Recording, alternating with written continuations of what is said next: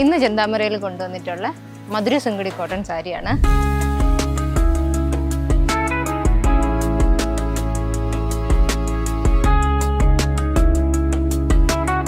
ഒരു 3 ടൈപ്പ് തന്നെയുണ്ട്.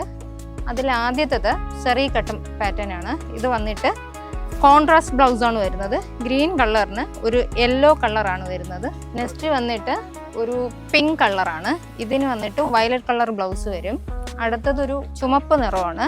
ഇതിന് ഗ്രീൻ കളർ ബ്ലൗസാണ് വരുന്നത്. ഇനി ബോഡി കംപ്ലീറ്റും പ്ലെയിൻ ആയിട്ടുള്ള സാരിയാണ് ഇത്. കരയിൽ മാത്രം ഇതുപോലെ വർക്ക് വരുന്ന ഒരു സാരിയാണ് ഇത്.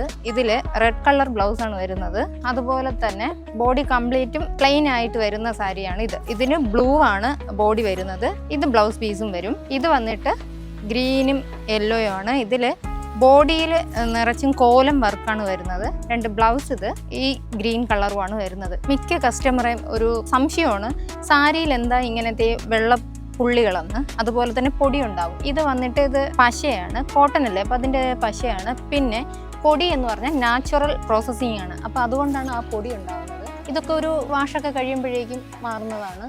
ഇത് ഒരുപാട് എൻക്വയറീസ് ഉള്ള സാരിയാണ്. അപ്പം പെട്ടെന്ന് തന്നെ ഡീം ചെയ്തോളൂ.